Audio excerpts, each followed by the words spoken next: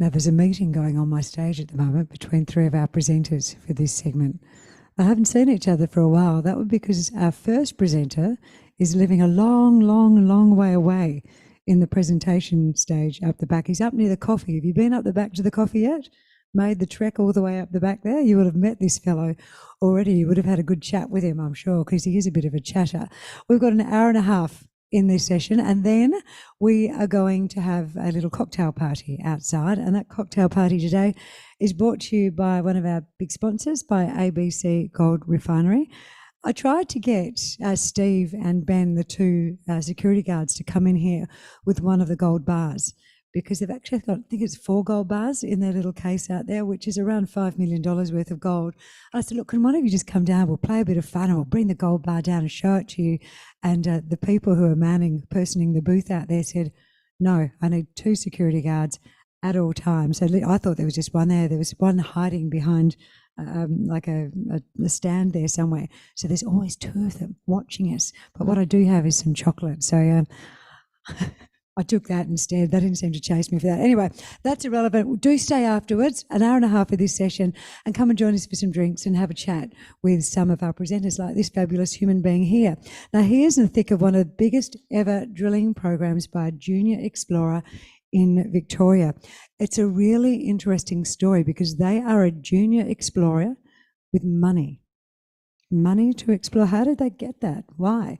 Those of you who have been following this story will know why. Those who are new to the party, the fellow to explain it to you is Tim Markwell. Tim is the MD and the company is Falcon Metals. Please make him welcome.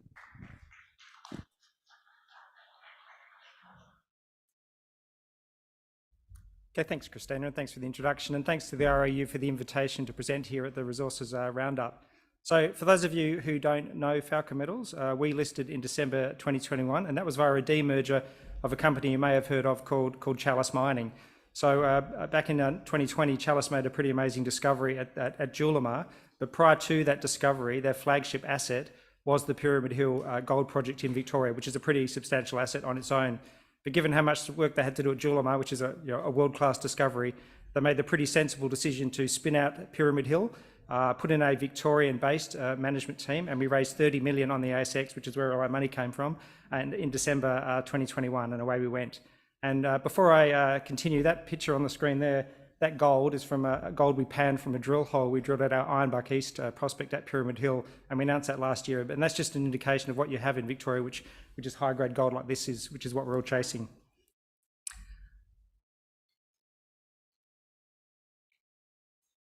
Okay, there's a standard industry disclaimer, so please read that at your leisure.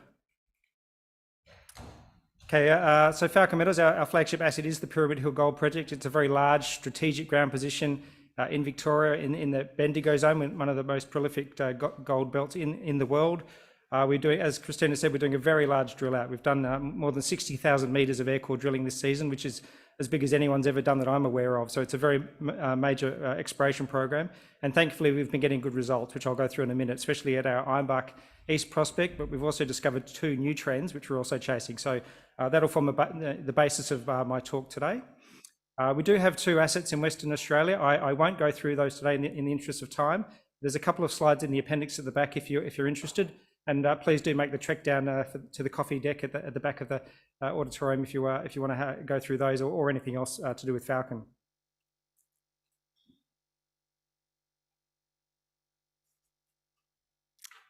So a quick corporate snapshot. So our largest shareholder is Tim Goyder, who you may have heard of. So he's obviously the largest shareholder of Chalice, so inherited a big position in the IPO, but also put some money in as well. And we have two corporates that are substantial. We have Franklin Templeton, which is a very substantial fund out of the US, and also the Goldman Sachs Group. Our share price was last trading in the mid-30s. I think it was around 33 to 35 cents sort of range. Gives us a market cap of about 60 million.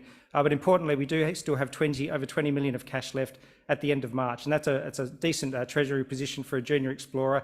And I think the reason is you really do need that to do exploration properly, especially where we're looking undercover in Victoria. You do need a decent cash balance to be able to do that properly. You can't just do it in dribs and drabs. So that's why we're able to do such a large drilling program and really focus in on vectoring in on that high grade gold.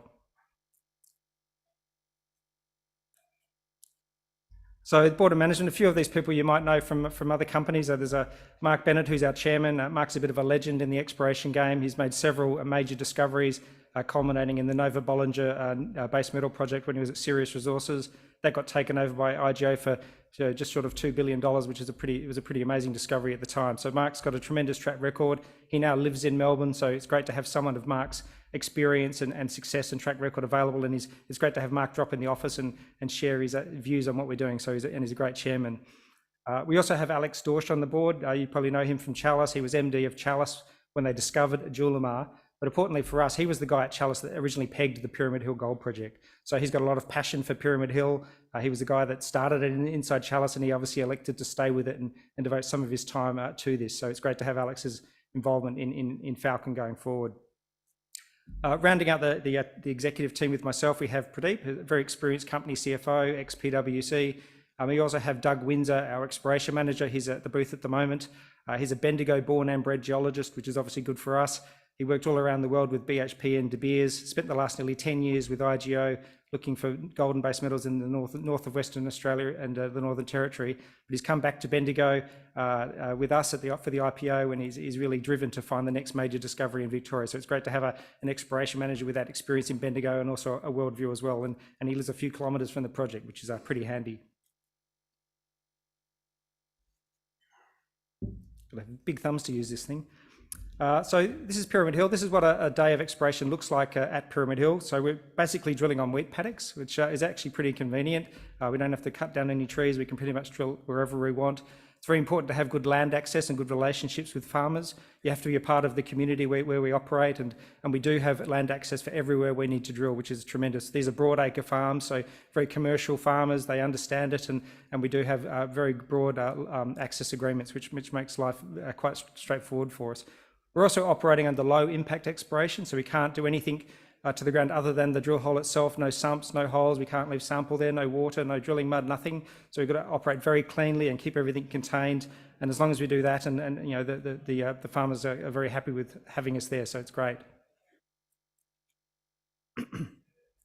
So the opportunity with Falcon. So this is a map of the Bendigo zone in Victoria. So this is one of the world's most prolific gold fields. And the important feature of that is, well, there's two features. One is our dark blue, the dark blue areas are our permits. So you can see we dominate the Bendigo zone in our ground position. It's a very large ground position, more than 5,000 square kilometres.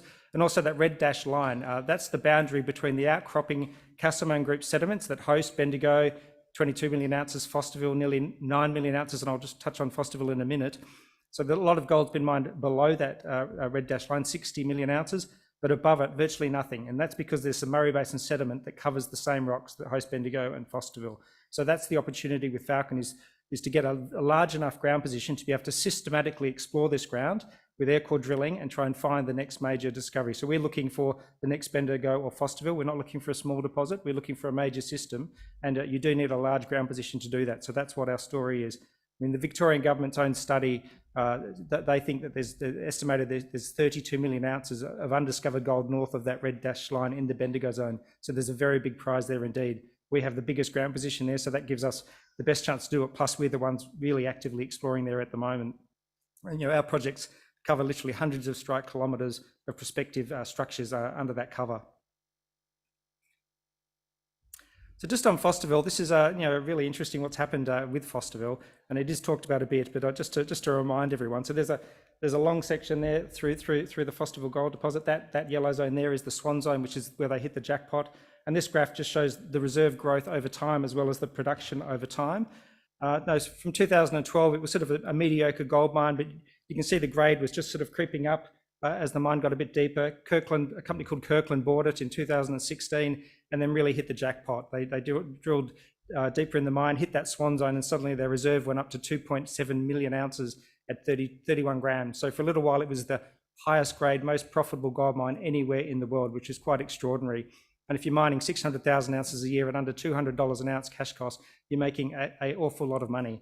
So this led to a land rush in Victoria. We got in early, so our ground was picked up in what we think are the best positions because we acted so early, and that's why we've ended up with the ground that we have. But it's a real reminder of what the prize is in Victoria, because people seem to have forgotten that there are very high-grade, very substantial ore bodies still to be found in our part of the world. So our projects, so the one that's been we've been doing the most work on and we've been putting out the good results on recently is our Ironbark prospect. This was an interesting one because it's not quite like Bendigo or Fosterville because it's hosted in diorites. So there you can see there's some magnetic highs there. They showed up in the low res regional data. This is some high resolution data we did recently, but there were some magnetic highs there. So we did some soil sampling across it, got a bit of a gold sniff, went back in with some air core rigs, got primary mineralization with the air core drilling. But importantly, it was hosted in diorites, not sediment, which is what you normally get in this part of the world. Now that's actually quite a good thing because there's some very large, very high grade deposits in Victoria that are hosted in diorites. And the ones we like to talk about are in the Walhalla Woods Point goldfields, and there's a deposit that was mined a long time ago now called Cohen's Reef, and that was 1.5 million ounces at 32 grams hosted in diorites, which is pretty extraordinary. So we were actually quite excited when we realised we had mineralised diorites on our hand. So we've now discovered 5 of these diorites, and the one I'd like to just focus in on is the Ironbark East diorite, which is over here where all that drilling is. So in February, we announced some infill air core results. So we got 12 metres at over 6 grams, including 4 metres at nearly 18, with one at over 52, 7 metres at nearly 3, including one at 14, and 3 at 5, including 2 at 8. So they're pretty good air core results, some very high grades in there indeed. But what the important things are, there's two points. One is we now have a high grade trend that goes northwest southeast for over 500 metres. So that's what you want when you're doing air core drilling. You want to define a trend that you can drill with a diamond rig.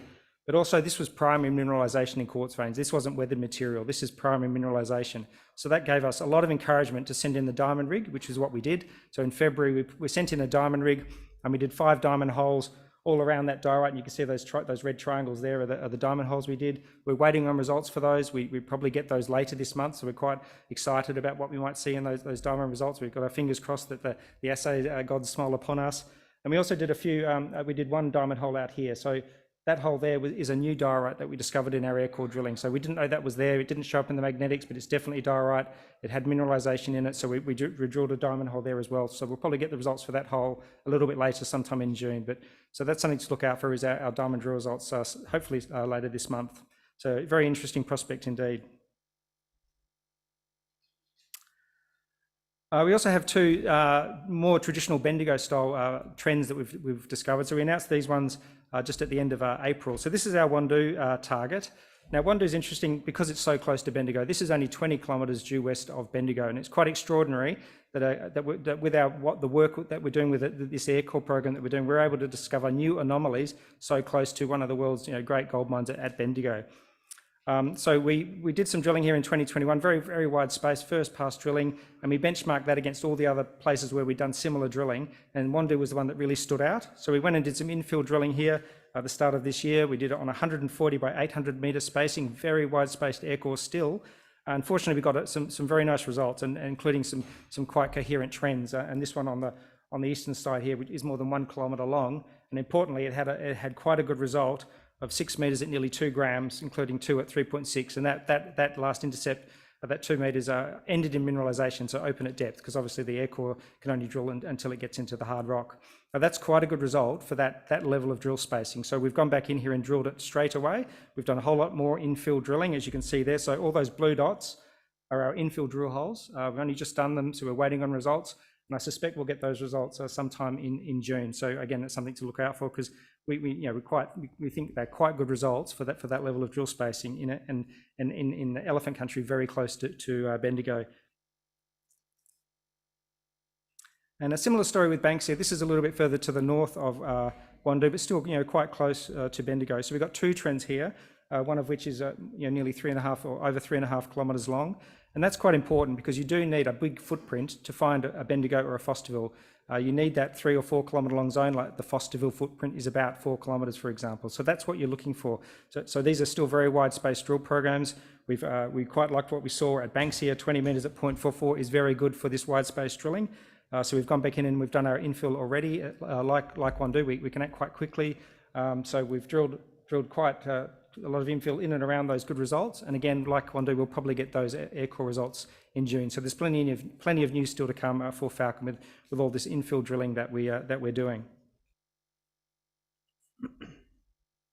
So just stepping back to the bigger picture, you can see this is all our tenement ground. There's Ironbark, there's Banksia, there's Wandoo. Those blue dots are the drill holes where we're still waiting for results. So we will have the diamond results coming for Ironbark and the air core infill for Banksia and Wandoo. But we do have a big ground position, and we do have to keep looking for the next prospect. We want to keep generating new targets. So you can see up here in the north, we've done both first pass exploration and a little bit of infill because there was a line drilled there. So we're doing constantly doing drilling, following along these major structures that go north from that Bendigo and Fosterville cluster. So those results will probably be out in June as well. We're going to keep that regional drilling happening. We're doing that right now. We have 2 rigs drilling over here at Rochester, so we still have 2 rigs active, which is quite fortunate because it can get quite wet this time of year. So we're drilling on roadsides because the paddocks are under crop. So but we're still able to keep the rigs turning, which is quite important. So we'll be looking for calcimone group stratigraphy hosted prospects, which are where there's shallow soil, shallow cover, we'll do soil sampling, and where there's deeper cover, we'll do air core drilling, and that'll be sort of up to about 120 metres depth of cover, because that's where you can feasibly get to with an air core rig in a sensible way. We'll also obviously keep looking for diorite hosted targets. Diorites are great because they show up in the magnetics. So we did a drone survey of magnetics late last year. That has generated some new targets that could be diorites. So we'll be following up those with the air core rig as well. So we're going to keep that air core rigging turning, and I think hopefully we can keep drilling those with that air core rig until June, and then we'll take a bit of a break. So this is our timeline. So it really just reinforces what I've said. A very active drill program at the moment. More than 60,000 metres so far, including some diamond. Then there'll be a bit of a break from June. We'll still have assays coming in probably till at least July, and then we'll get the rigs turning later in the year, hopefully following up on some, fingers crossed, some good results. We'll do a bit of work in Western Australia. We've got a soil sampling program at Mount Jackson starting probably from next week. But the important thing with Falcon is we are fully funded. So if we do get good results, we can step up our activity straight away and send in more rigs, which is what we've been doing. So it is good to have that flexibility without having to go back to the market. So just finishing, look, we've got a great team. We've got a history of company making discoveries. We've got a very large strategic ground holding in Bendigo, more than 5,000 square kilometres, and a major drilling program that is still going on with results still coming through. And fortunately, some of them have been pretty nice, like those Ironbark results from February. We also have some work done in WA. So, and with our cash balance, I think that makes us a pretty good bet with exploration. So thanks very much. Thank you very much, Tim. And for those of you who actually wonder why I don't speak straight away when they finish as well, we try and clip them nicely so we can put those talks up for you, the ASX, and also onto their various websites. I like the little chat about elephant country. We like elephant country, don't we? We like being as near to that as humanly possible. Right, this is an interesting headline. I think I'll use this for our next presentation as he comes up. Rumble Resources confirms Irahidi as one of the largest zinc sulfide discoveries globally. So to expand on that statement, the Rumble Resource and expand on the Rumble Resources story, the fellow that we've got up here is the MD. His name is Shane Sikora, and he's been pretty happy of late. So let's find out more. Would you please make him welcome? Thank you, Chrissy, and thank you everyone for coming along to hear the exciting developments at the Irahidi project. As Chrissy said, we recently announced our globally significant maiden resource, which is pick-and-strained and zinc sulfide dominant. It's 94 million tonnes at 3.1% zinc and lead with 4 grams silver. But within that, there's contained metal of 2.2 million tonnes of zinc, 0.7 million tonnes of lead, and 12.6 million ounces of silver. It's a significant resource. What that lends itself to is a large-scale, low-cost, open-pit mining proposition in the premium mining jurisdiction of Western Australia. And it represents one of the largest zinc sulfide discoveries in the last decade. And it's never been a better time to make a zinc discovery. We're highly leveraged to the global renewable energy transition. What's really exciting about the deposit is that we believe there's exceptional resource growth and Tier 1 scale potential. To date, we've tested less than 35% of the unconformity, which goes for 45 kilometres, which hosts those deposits. There's high-grade MVT style deposit type targets below the known mineralisation, which haven't been tested to date. We believe we have the potential to get to that supergiant category of over 300 million tonnes plus. So really, we are just at the tip of the iceberg of what this could be. And late last year, we put through our excellent metallurgical results where we actually had high recoveries and marketable concentrate grades, which support a potential low capex and opex environment. And it also has great optionality. So whilst we have the 94 million tonnes at 3%, we also have a higher grade, lower tonnage scenario. We've also got a significantly higher grade 460 million tonne resource that could be beneficiated and upgraded, which we'll touch on as we progress. This is just a bit of a corporate snapshot at the moment, circa 140 mil market cap. We're getting some great research from Brad Watson from Bell Potter, and we have got a significant team that's made discoveries and mine development in its own right. We've got Peter Venn, who puts 10 mines into production across Africa and Australia. We've got Brett Keeler, head of technical, who was a significant discoverer, twice AMAC Prospect of the Year. We've got Jeff Jones, ex-MD of GR Engineering, which is a premium mine builder in Western Australia. And we recently brought on Trevor Hart, who was the CFO of Develop, who was instrumental in actually bringing in the Woodlawn zinc deposit to that company, and also $400 million in underground mining contract services. So we've got a really strong team to deliver Irahidi, but we're going to continue to grow and expand on that board and management as we progress.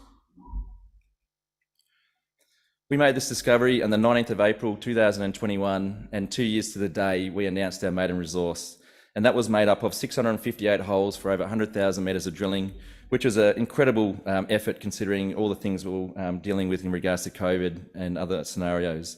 It's zinc sulphide dominant, it's up to 10 to 1, and as I mentioned before, one of the largest zinc discoveries globally in the past decade. It has great access to major highways, power, rail, ports, and a mining workforce. This is just a bit of a snapshot of the resource.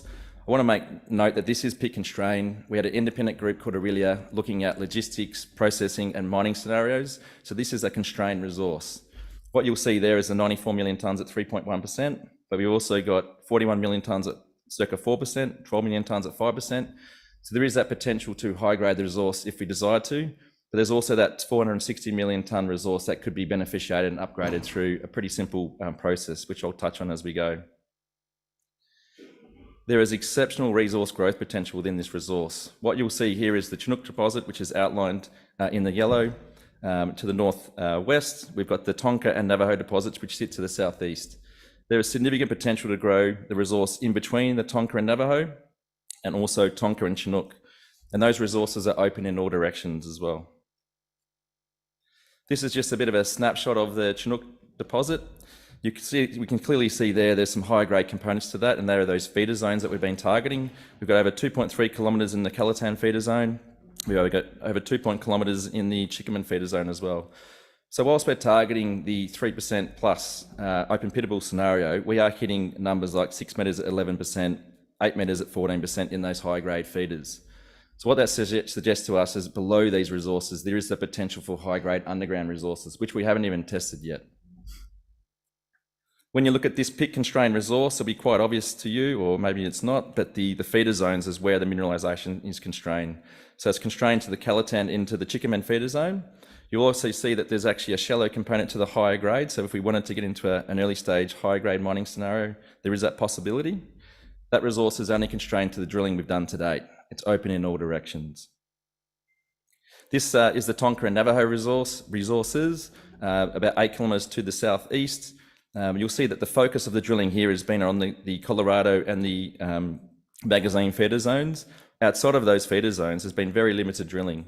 So we think with infill drilling and regional drilling, there's exceptional potential to grow those resources. And once again, we're hitting 3 metres at 20%, 5 metres at 14% within those feeder zones. So whilst you're looking at this as a 11 kilometre long mineralised zone, there is that potential for high grade underground below these resources. And once again, this is just a bit of a schematic of those constrained pits.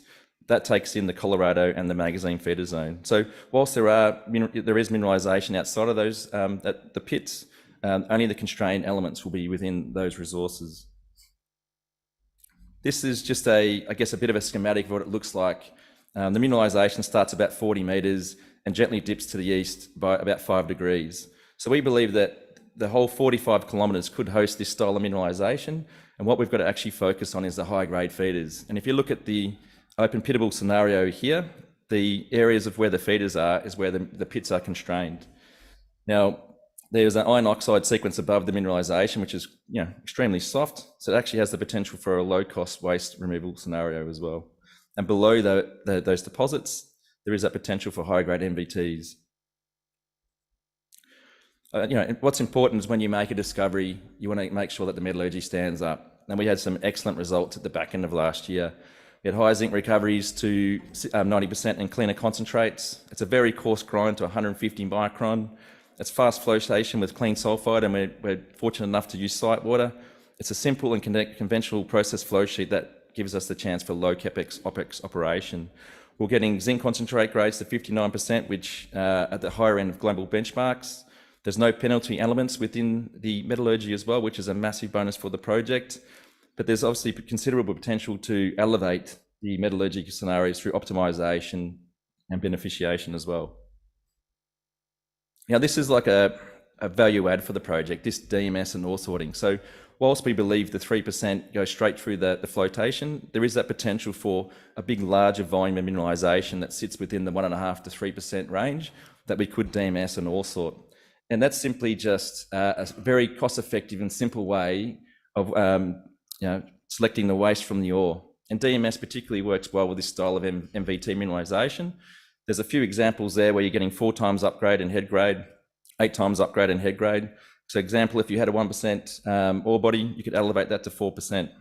But what's great about it too is you can actually remove 80% of the waste, which significantly lowers your capex in the future. Now, tip of the iceberg. So we've done over 100,000 metres of drilling. There hasn't been a magic formula to find these feeders, but we're getting a much better understanding of how to target those and what's controlling the higher grade.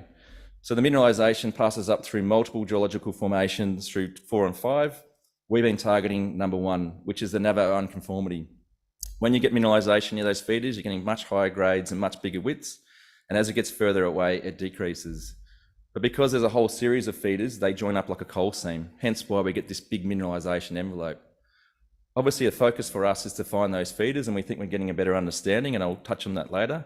But what's exciting is target 4, which is 2 layers below, a group called Strickland drilled into that structure and hit high-grade mineralisation. So whilst we've got 45 Ks of the unconformity, we've also got that high-grade underground scenario too, which is already being tested by another group called Strickland. So it's very exciting. So this here just gives you the snapshot of the tier scale potential of the project.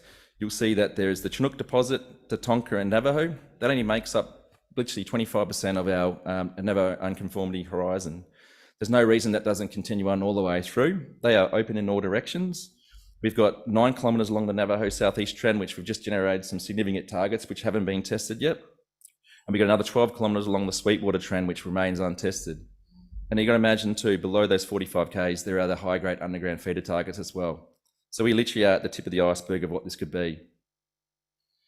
Now, as I said before, there hasn't been a magic formula to understand how to target the mineralisation, but what we found recently is if you soil sample above the known deposits, there isn't a signature, but where they daylight out to the west, it does show some tenor of mineralisation. And that tenor of mineralisation generally says there is going to be mineralisation at depth. So you'll see where the deposits are, there is some mineralisation out to the west. We've just soil sampled all the way along the Navajo southeast trend and found over 9 kilometres of soils, which are similar, if not better, than what we found at the deposits. So that suggests the mineralisation does continue on. We've also recently flown airborne gravity, and that airborne gravity has showcased that the gravity lows are showcasing where those feeder zones are, and you'll see that where the Colorado and the magazines are. So we've actually flown the airborne gravity along that Navajo southeast trend, and we've actually found another 9 potential feeder targets which haven't been tested to date. We've just had that heritage approved, so we think we've now got a template where we could target these feeders all through the project, and we're going to test that theory very soon. Zinc's role in a low carbon economy. As I said before, there's never been a better time to find zinc. It's critical mineral for the renewable energy storage. In particular, it's a big scenario with offshore wind turbines and zinc coating for your solar panels. And we think in the future it will be part of your batteries, but right now it's about renewable energy. So if you start to look at the production and future supply deficit, they're at significant historic lows. 4 of the 10 major mines are running out of ore in the next 10 years. And if you look at the charts from Wood Mackenzie, by 2040, there's a significant gap looming. And if you start putting together the South 32 climate change scenario, it doubles once again. So what that says to us is that there is a requirement for new mines and new discoveries. So what's going to fill that gap? We believe, and we know, that Irahidi is one of the largest undeveloped zinc deposits globally. Now, 92% of deposits are mined underground with significant higher mining costs.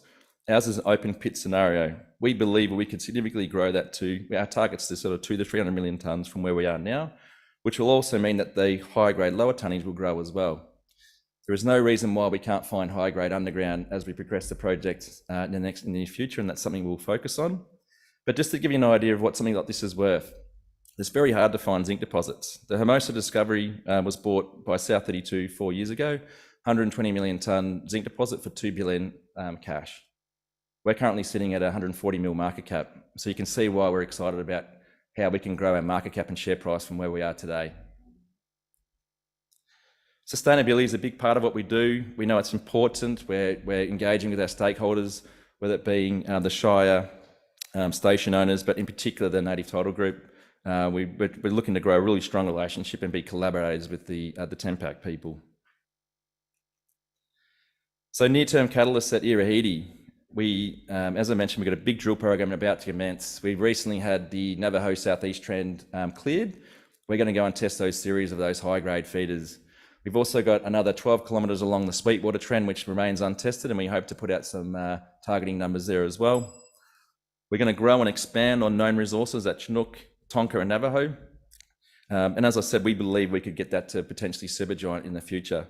We're also going to do some sonic drilling, which will enable us to do beneficiation testing to look at that DMS and ore sorting scenario.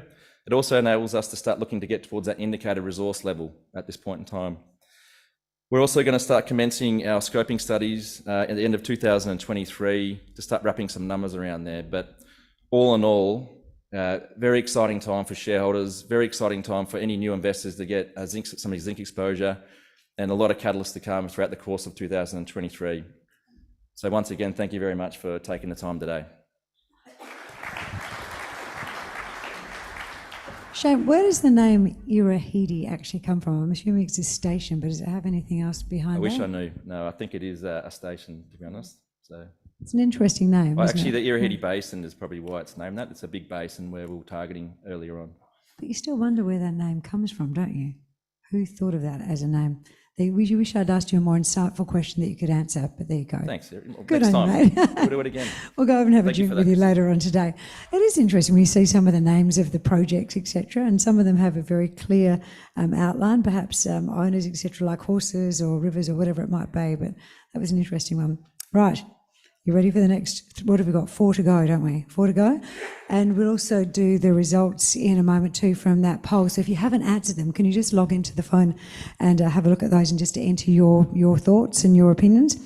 Where is Rob Bills? You're down the corner there, sir. Come on up and join us, Rob. We're going to welcome Emerson Resources Managing Director Rob Bills to the stage. Emerson Resources is leading the way utilising cutting-edge technology across the Tennant Creek mineral field in the Northern Territory and also in the New South Wales Macquarie Arc to identify gold and copper deposits.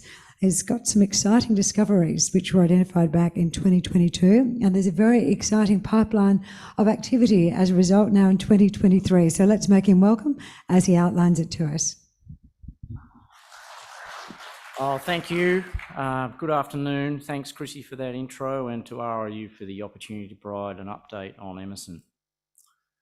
Yeah, Emerson loves copper and gold. We believe, it's got very strong fundamentals going forward. So both of our projects in New South Wales and Tennant Creek are copper gold projects. This slide is recent drilling, which we've just finished at Keola project in the Lachlan Fold Belt of New South Wales, looking for porphyry copper gold. I guess there's a couple of things I've learned over my long time as a geologist is that when the driller calls up and complains about difficult drilling and ground position and ground conditions, it's likely that you're probably in the ore zone. And then if he calls up a couple of days later and says, "Well, sorry, mate, but we've shanked the bit and the rods are down the bottom of the hole," you are in the ore zone and you're probably in the higher grade ore zone. So fingers crossed on this project at Keola. We certainly did that, and we have to wait for the assay results.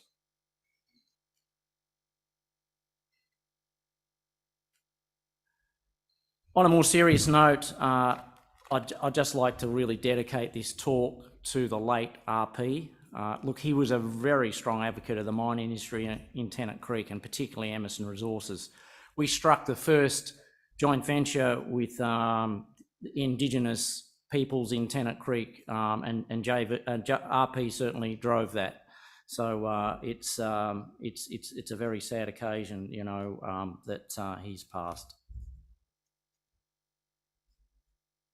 So just as a snapshot of Emerson, we've got, as I said, commanding land position in Northern Territory, New South Wales. We've got a track record of discoveries. We'll talk about a couple of these. The Hermitage discovery in Tennant Creek, a little bit about our Golden 40 project, gold project, and then obviously Keola.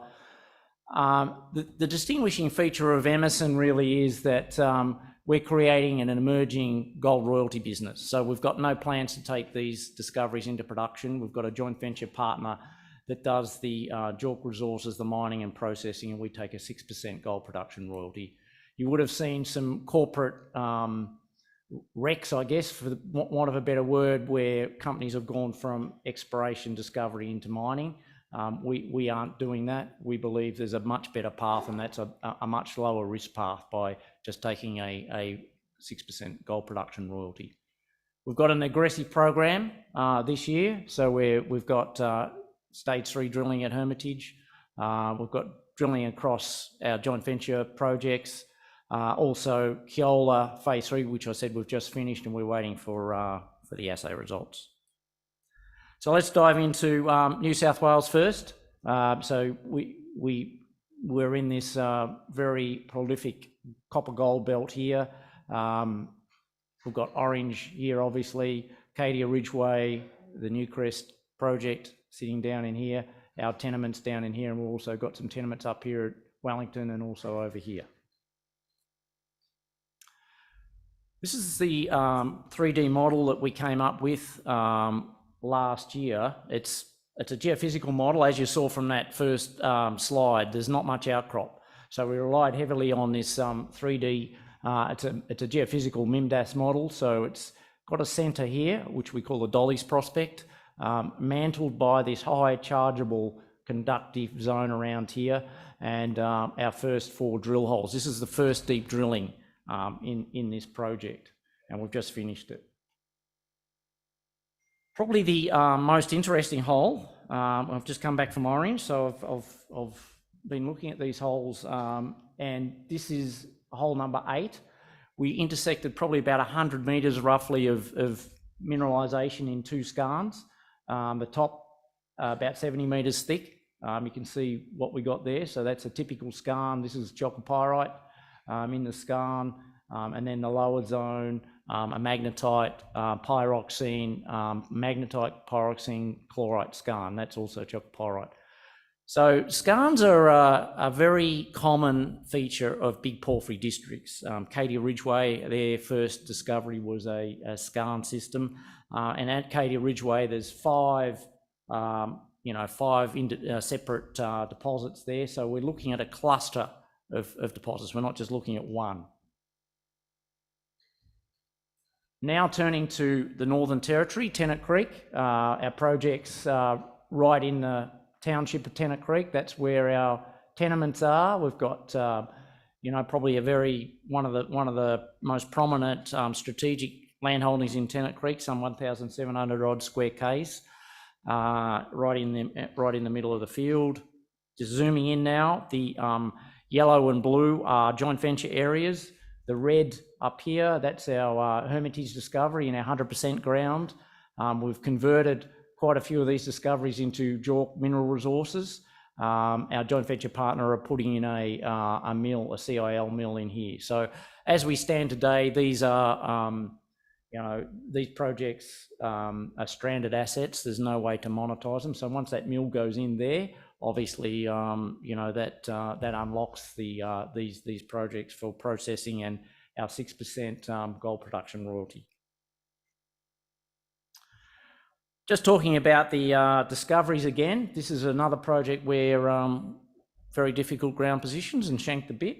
Our discovery at Hermitage, which we announced in 2021, it was ranked as one of the highest grade gold copper intersections. So, and when we shanked the bit, we had to abandon, when we got the assays back, we abandoned in 20 grams per tonne gold and 3.9% copper. We went back and March 2022, we announced this intersection. Sorry, this was the discovery. This was the discovery drill hole, 116 metres at 3.4.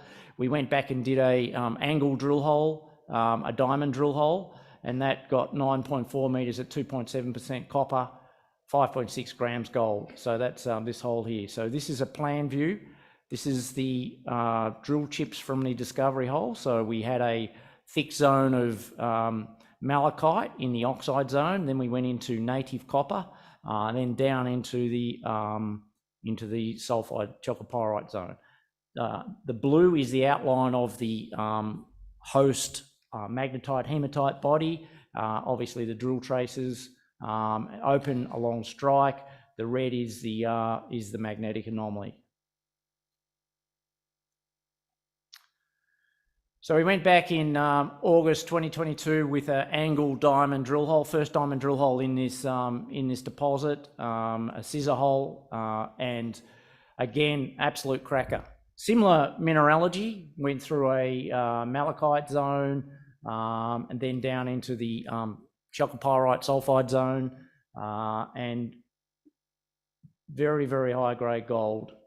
So the high grade gold sitting beneath the copper, 4.8 metres at 19% copper, 214 grams gold.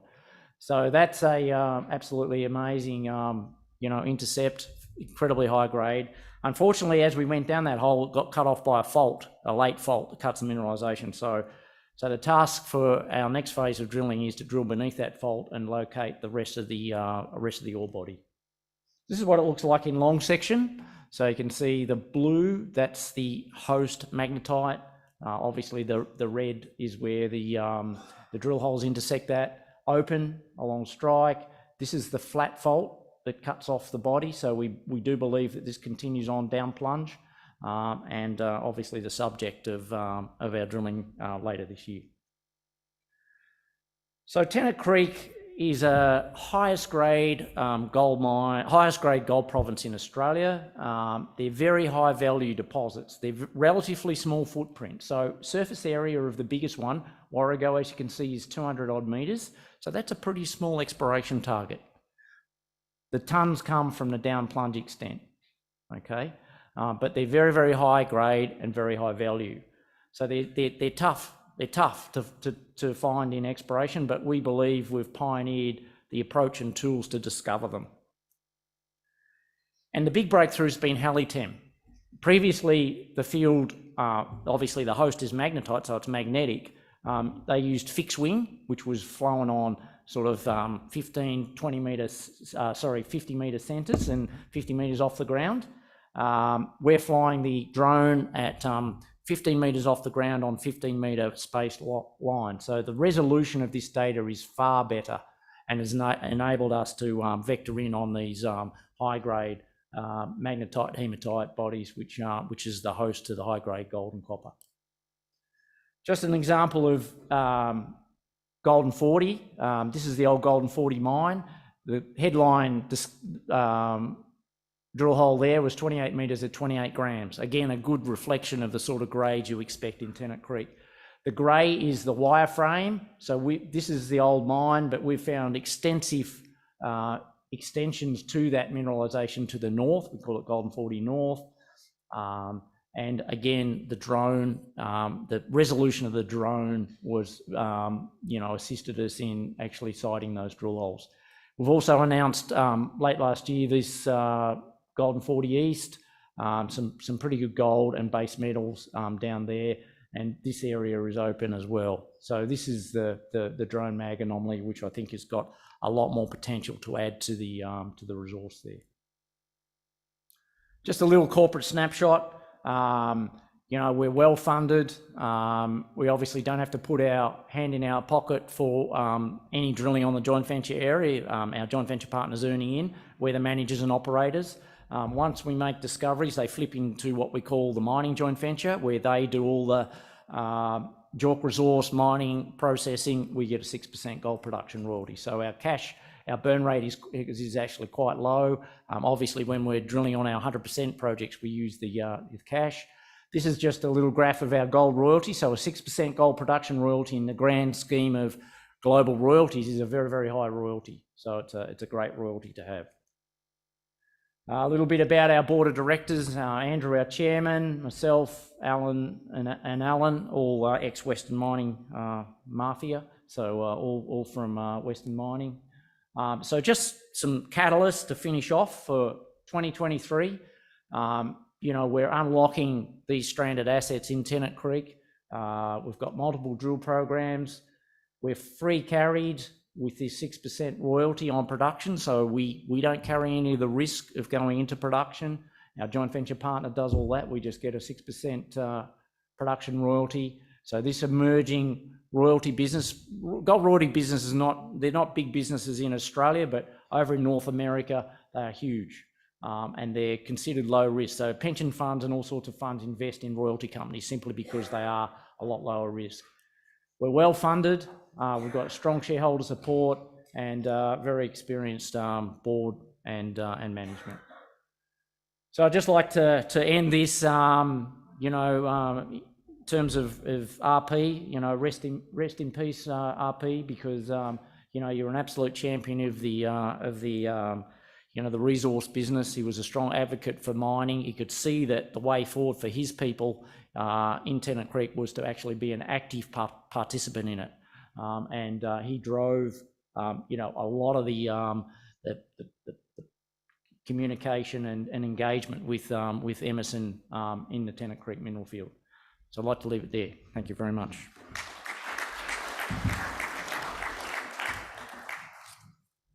JP, thanks, Rob. Thank you for sharing that. Right, Jeffrey Sweet is next up on stage today. Where do you sit in, Jeffrey? Up the back. Right, while you're walking that long, long walk, I'll tell everyone a little bit about you. He's a CEO and Managing Director of Industrial Minerals, and he's got to join us and talk about the company's portfolio of projects that they hold throughout Western Australia, and they focus on mineral sands. Now, we've heard about the rising demand for high purity silica sands and quartz for applications in green tech, including solar PV manufacture. This lot, you developers with low-cost, low-impact mining model to meet that rising demand. And for the next 15 minutes, he's going to encourage us and tell us ways that they're going to do it and why we should come on board. Would you please make him very welcome? Thank you very much. Good afternoon. Appreciate the opportunity to introduce and present Industrial Minerals Ltd. So Industrial Minerals was, or IND was, is an ASX listed company that was listed in July of 2021. We have a strong board with plenty of experience in the industry, as well as a market cap currently sitting around the 25 million mark. Our share price since listing has been reasonably steady, sitting in the sort of mid 30-cent range, and is well supported by both the our top shareholders as well as the interest within the board as well. As mentioned, our primary focus is definitely silica sand, and look, silica sand's has some amount of interest in understanding in the greater market, and I guess there's plenty of uses for it, ranging from low value construction material through to higher value going into the electronics and higher value solar panel market, for example. So China's definitely one of the largest consumers of silica sand in the current state. And it's one of our primary markets that we were invested in. high purity silica sand has plenty of uses, ranging from the lower value ones, as I said, bottle glass, float glass, foundry, through to high-end electronics and in between as well. So our primary aim is to focus on the glass market for the solar panel production, where the quality requirements are reasonably high, and then as such justify a reasonable value for the product as well.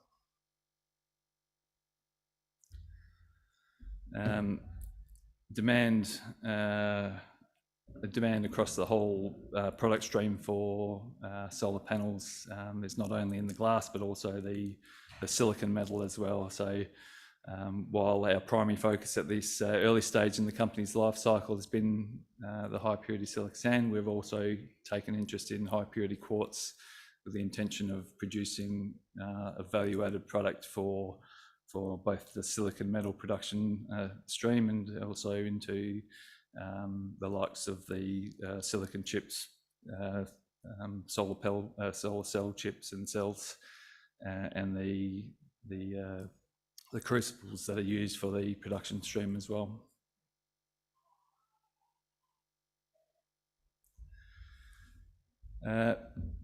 Now, the silica sand across Western Australia is, while it's seen to be a rare and endangered species, there is quite a vast amount of it out there. But there's some key requirements to actually getting access to it. So as we listed, we came online with a number of projects and tenements that were very prospective for high quality sands, and we quickly learnt that while the quality may be suitable, gaining access to the resource is pretty key as well. So with the environmental requirements being a pretty large part of that factor, so within a short period of time we realised the key drivers that we're going to have to chase, obviously one being the quality, and that's, as I say, there is various decent quality deposits out there. Number two being getting access to the land. So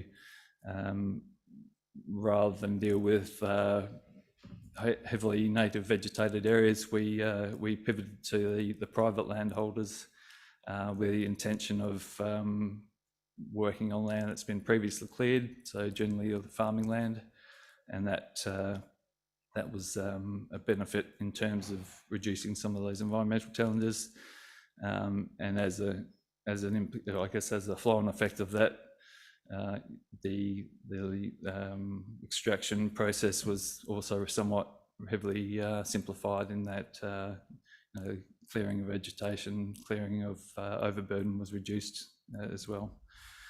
And I guess putting those two together, the third part of the advantage, I guess, is working on a low capex, low opex model. So targeting areas that are close to port, obviously with transport being one of our largest costs. So high quality, close to port, and access to the land, good relationships with the landholders. As we've developed our projects, I guess it's at the early stages, trying to deal with offtake has been a chicken and egg thing, but everyone said go away and come back when you got a mine ready. I guess in recent times we've probably been a lot more well advanced, as I'll speak on in a minute, but it's coming around full circle. So we've got offtake potential buyers coming to us now, and we've had very positive sort of discussions with quite a number of groups, including a recent trip to China, dealing with potential buyers as well as offtake partners who will work in conjunction with our mining operations.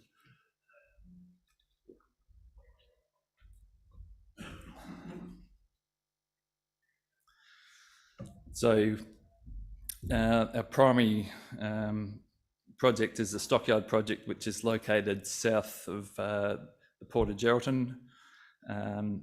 It's a group of properties that are that have quite a vast amount of silica sand essentially sitting within cleared paddocks in farmers' backyards, and there's no native vegetation, the sand's sitting on the surface, and it was quite an easy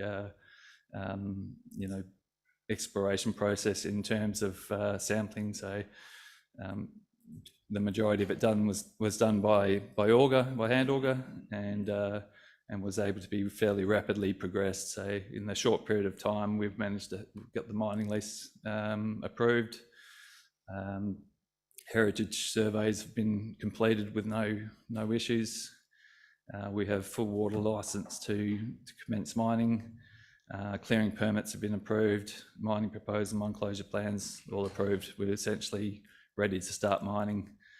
We're well supported by the landowners, and they see the benefit obviously in getting some off-farm revenue for their properties, as well as the fact that when we clear the sand off, they're actually having, they end up with a better soil profile, which will be a value add for their property in the long run as well. So to date, we've got a 9.6 million tonne JORC compliant resource, which is in its raw state.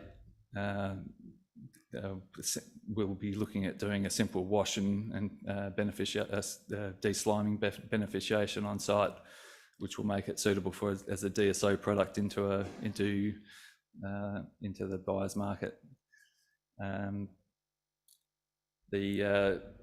While we've only got below 10 million tonne on the initial resource, we don't see that as being an issue, in the fact that the intention is to ramp up to a million tonne per annum production rate, and once we have got the offtake agreements in place, the intention would be to go out and build on that resource. So rather than spend time continuing to build a million tonne resource now, we see getting into production as a pretty critical phase.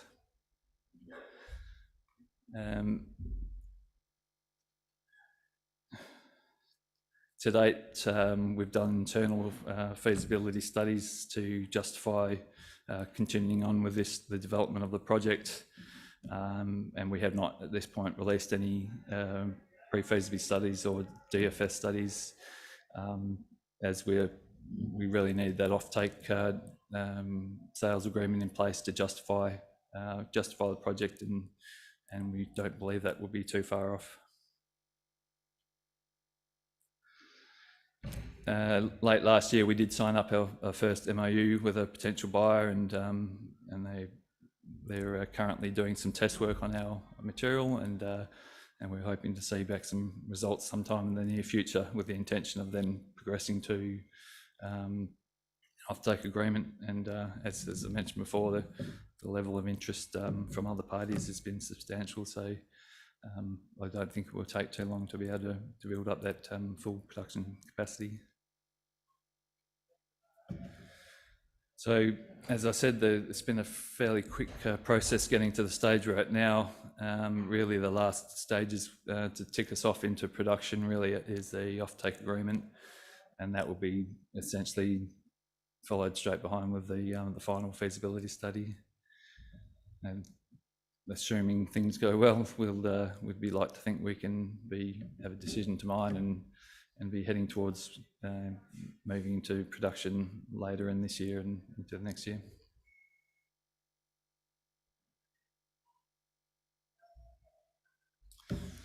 This is just a visual to give you an idea of the simplicity of the process.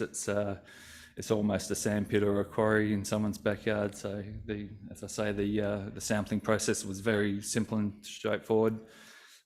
Essentially, it would be a minimal amount of clearing of grass off the top of the paddock, and then essentially a conventional excavator dump truck type operation feeding the ROM, processing, wet screen, and cyclone desliming to take out the majority of the impurities that sit in the top and bottom end of the product.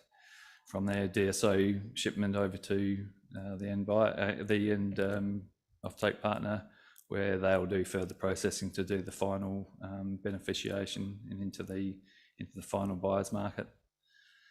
And just to, I guess, elaborate on the impurities, the silica sand, silica content is one factor, but the impurities are extremely low, with the iron target being around the 100 ppm mark. So we're quite cognizant of the ability to contaminate during shipping and other processes. So the dealing with an offtake partner is quite important to do that final beneficiation prior to getting it to the end customer.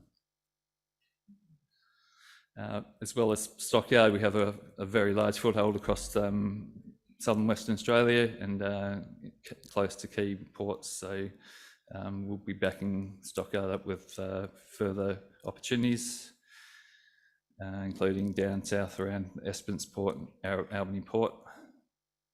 And we also have other strategic minerals in the close to the construction hubs of the northwest, and including high purity quartz, which is another critical mineral feedstock in high demand.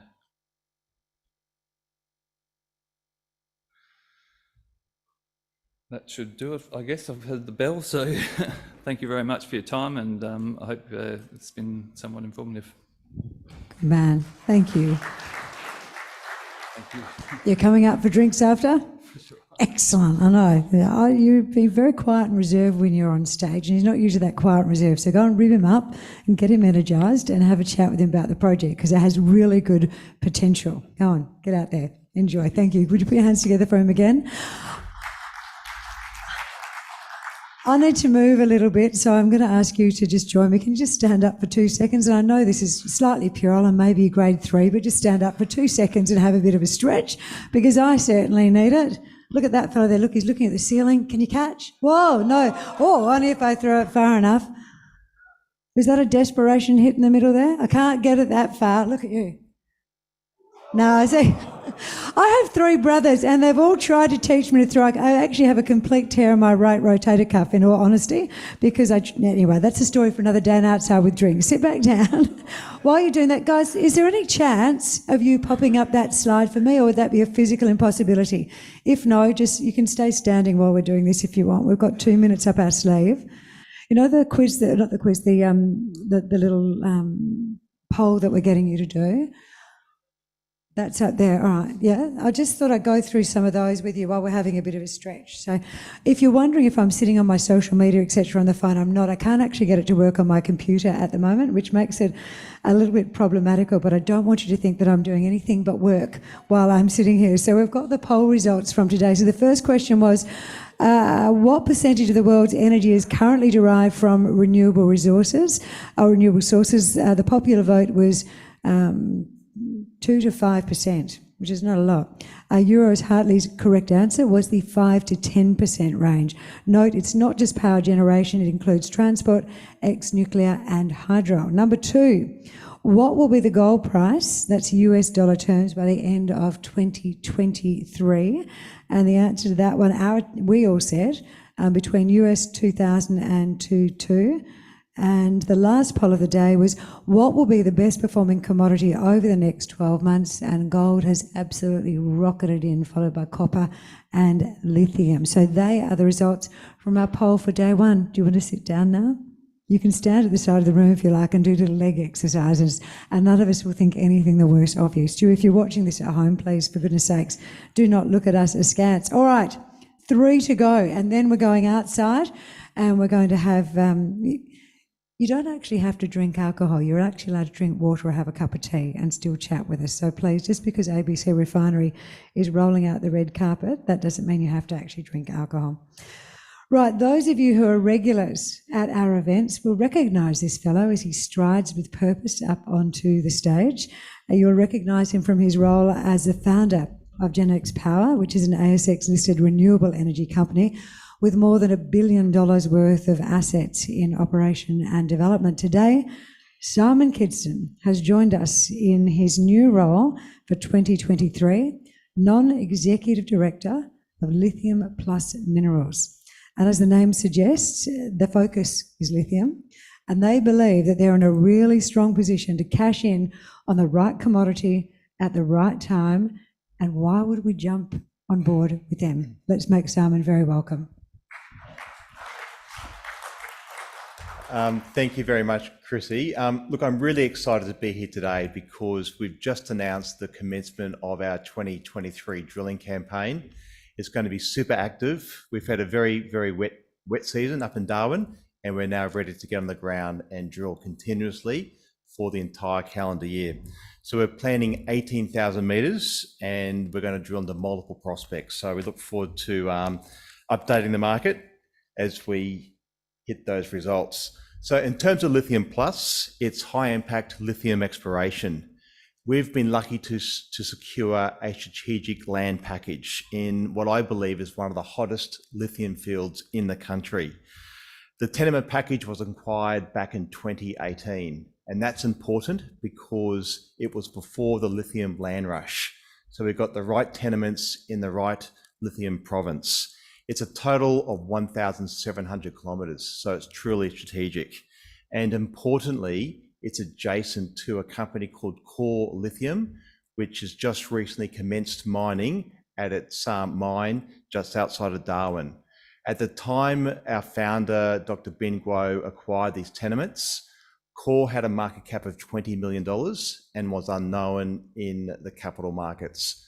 Fast forward 3 years, today they're capped at $1.8 billion, and we surround their mining license with what I think is very similar geology. So very, very exciting time to be involved in this company. In terms of the corporate snapshot, one of the key features here is a very tight share structure. More than 43% of the shares on issue are escrowed for a further 12 months. We've also got a very significant cornerstone shareholder. CATL of China is the world's biggest battery manufacturer. They're the biggest by a country mile. I think they control a third of the lithium battery market in the world. They've chosen to partner with us. We know they're hungry for lithium, and today they hold 9% of the company. We've got a modest market cap, sub $30 million. We've got $5 million of cash, and we're drilling aggressively from this week, continuously all calendar year. And we all know as investors, good news flow drives share price performance. In many ways, it's all about location. Location is the key to unlock value.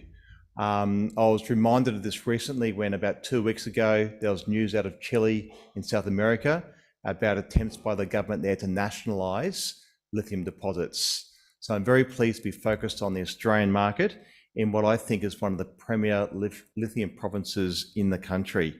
The great thing about the Bino lithium field is it's less than 45 kilometres from the port of Darwin. Now that's important because there's infrastructure all around us. We've got roads, we've got power, we've got workers' accommodation, and of course the all-important port less than 50 k's away. And we all know that infrastructure and proximity to it drives low-cost mine development. If we look at this map here in front of you, our tenements, Lithium Plus, is depicted here in brown and red, and our neighbour, Core Lithium, their mining licence is depicted in blue. So you can see our tenement package surrounds on 3 sides the mine that now is operated by Core Lithium. So it's a great location, and we're really, really excited by the drilling prospectivity of these tenements. Just a few words on this lithium field. It's well known, and the reason why it's well known is that they've been mining here for almost 100 years. Initially, they were chasing tin and tantalum, and of course now everyone's focused on lithium. I don't normally focus too much on neurology, but in this case, I think we can draw some conclusions by the geology of our neighbour and what we've observed on our tenement package. And there's one stat in particular from Core's public announcements which sticks and resonates in my mind, and that is that when they identify a pegmatite, 1 out of 2 or 50% of the time, it's a mineralized pegmatite. So that's a very, very interesting statistic for us. We believe we've got 30 odd prospects, and if we can convert a good portion of those, we'll have a very significant and potentially very valuable business. In terms of core lithium, to date, they've defined just over 30 million tonnes at 1.3%. And we believe we're following their footsteps. We're essentially 3 to 4 years behind the path they've trodden, and we're looking forward to catching up as quickly as we can. So in terms of cracking the geological model, when we started, we had one drill hole on our tenements that was drilled by the vendor. So we figured last year that would be an important place or a smart place to focus on for our maiden drilling campaign. And that's exactly what we did. We drilled around that known intercept of lithium, and we've had phenomenal success. We've drilled along strike, we've drilled down dip, and we've found thick, juicy intercepts of mineralized pegmatite, grading sort of 1.4, 1.5, 1.6%. They're good grades. We've had success, I guess, at our first prospect, and we're looking forward to aggressively doing infill drilling at this location to hopefully define a maiden JORC resource of this deposit by the end of this calendar year. So this year on this deposit, it's about infill drilling to determine a JORC resource. In terms of some of the other work we did last year, we did a very systematic and large-scale program of soil geochemistry work. Essentially, we sampled more than 4,000 samples on a grid-like basis throughout our tenement package. And we've now calibrated that information with the historic mining activity, the trenching, the other work that's been done, and we've now defined these 30 high value, or we hope high value prospects, certainly high priority prospects, which we intend to drill out. So bearing in mind the core lithium success rate of 50%, we're hopeful we can follow up in their footsteps on that metric as well. This is a zoom in on one of our key areas of interest. We call it King's Landing, and here we've identified some very large pegmatites that come to surface. And these are genuinely very large. So in the case of Jewelers, we're looking at a system which is more than 500 metres long.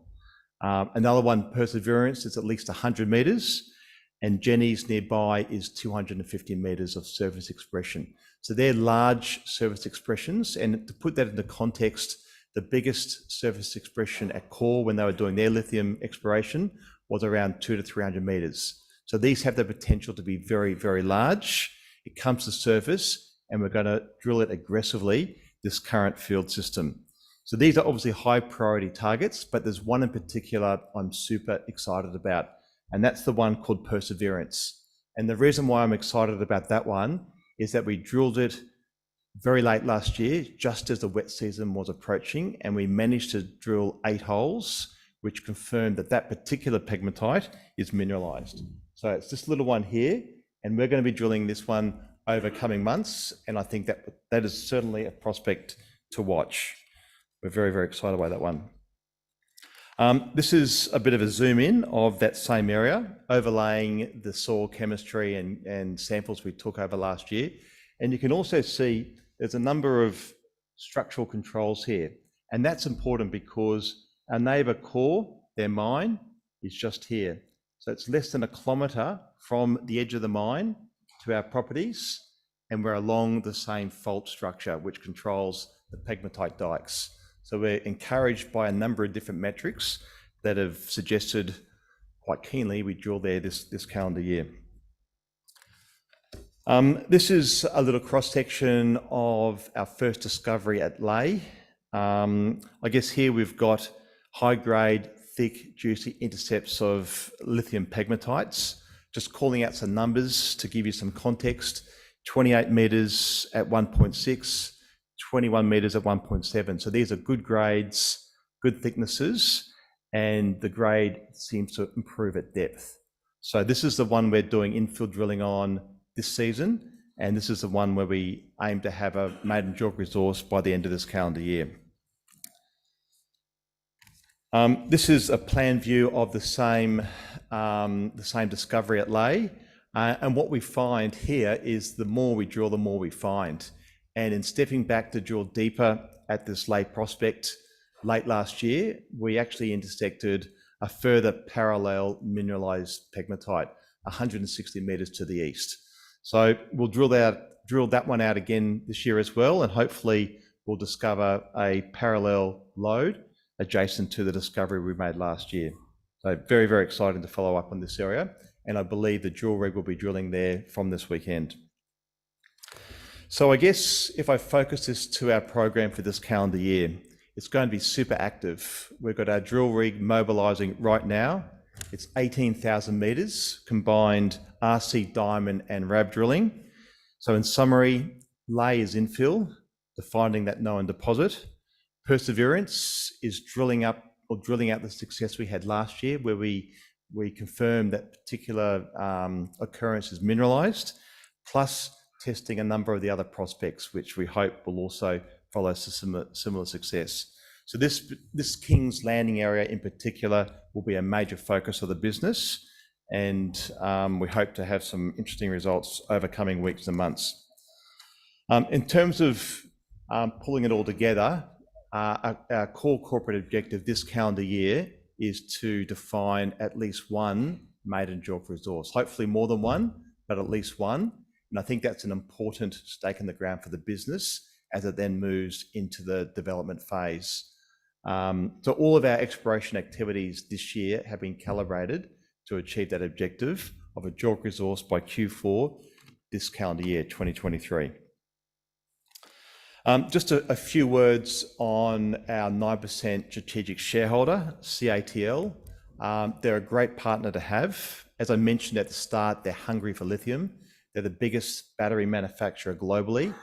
A little fun fact is that they supply all the lithium cells for Tesla.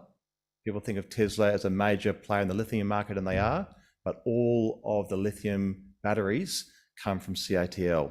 So the global leader, they've chosen to partner with us, and we see them as an avenue to commercialise this deposit in the form of offtake. We're very fortunate that our chairman, Dr. Ben Guo, has a long-standing relationship with their chairman, and I think it bodes well to have that chairman-to-chairman negotiations to deliver an outcome which will hopefully involve funding of our deposits into mines. In terms of our team, there's two key people I wish to highlight here. Firstly, our chairman, Dr. Ben Guo. I think many regard him as a guru in the lithium industry. He's been around for a long time. He's identified a lot of deposits, but in that time, he's worked very closely with Dr. Bryce Healy. Bryce is our exploration manager, absolutely fantastic track record, and is leading our team and delivering phenomenal results. So the two of those individuals run our technical team, and great things are going to come out of that partnership over coming years. I won't dwell too much on the commodity. Obviously, the commodity price is beyond our control, but I think the observation here is that there was a correction in the lithium commodity price late last year. The indications we're seeing in recent weeks is that the price is stabilising. A number of brokers are now calling that, and I'm tending to believe that, and the feedback we're having from our partner up in China is that that's what they're observing on the ground as well. So if that is true, and time will tell, now's obviously a great time to increase exposure to anyone exploring in the lithium space. So I guess key highlights, there's really only 5 things you need to know or remember about Lithium Plus. Firstly, location is key. We're 45 kilometres from the Port of Darwin. We've got phenomenal infrastructure, and that leads to low-cost mining. We've got phenomenal geological prospectivity right next to the newest lithium mine in the country, and the company core is drilling right up to our boundary. We're going to have an aggressive drilling campaign, which means lots of news flow all year. We've got a phenomenal relationship with the biggest battery manufacturer in the world, and I like to think that the board and management team have got a track record of delivering for shareholders. So thank you very much. Thank you. He looks energised, doesn't he, by this new role? Yeah, it suits you. Well done. Let's hope it suits our investment portfolio. That would be very handy. We have one more investment opportunity for you to listen to. Steve Norgard is going to come up and join us on stage to talk about Widgie nickel. While he's doing that, just you will notice if you look towards the back of the room that we have put I probably can't because you're seated, but there's a strategically placed bollard. So we see the little green man escaping from the room. To the left of that, there's actually a bollard. It would be to your best advantage and our advantage to actually enjoy drinks, to actually leave through the 3 doors on the right-hand side. And if you do that, you won't destroy the bar that's been set up outside by ABC Refinery. So please leave through the 3 doors on the right-hand side. If not, I will have you up here on stage with me tomorrow and you can explain to everyone why you didn't follow instructions today. Is that fair? I'm mean, aren't I, in the last part? Right, Steve Norgard, how are you going, sir? Good. You're a lot taller than I remember you from last time. Oh, I've grown. There you go. It's actually a true thing. All right, so you're very focused on creating value from your Mount Edwards project. Would you like me to sit down? You can take your whole 15 minutes. There you go. Excellent. Oh, okay, you would. All right, wait. Nickel endowment. You do have an additional avenue for value creation because you've got that little lithium has come into the back pocket there. Correct. So tell us about it, convince us to get on board. Would you please make him very welcome, everyone? Thank you very much, ladies and gentlemen. Hopefully I won't bore you too long. Widgie Nickel's been a recent aspirant in joining the ASX only 18 months ago. We raised $24 million when we listed. We were spun out of Neo Metals. A significant portion of that money's been now spent in drilling on our project area, the Mount Edwards Nickel project, which I'll tell you a little bit about, the usual disclaimer. That money's been well invested. We've achieved a lot with it over the course of the last 18 months. One of our stated goals when we listed was to be production ready by the end of 2023, and our Armstrong project, we've advanced that through a process of feasibility which is nearing the end point now, and it is conceivable that we'll be mining at Armstrong before the end of the year. The Mount Edwards project does have a significant production history associated with it, so it bodes well for the future. The Armstrong project's only a 12,000 nickel tonne resource, so it's relatively modest. However, further investment over the course of the last 18 months has seen our Widgie South area now rapidly advancing in terms of our level of geological confidence, which has now got us to the point where we can subject that project area to a scoping study, which we're hopeful we'll see happen in the not too far distant future. That's a much larger resource base of in excess of 70,000 tonnes of nickel. So we're putting together a long production profile ahead of us. It's not all been just about infill drilling and increasing levels of geological confidence. We've had great exploration success, and I'll tell you a little bit more about that. Indeed, some of the resources we've got there are a long way away from being finite.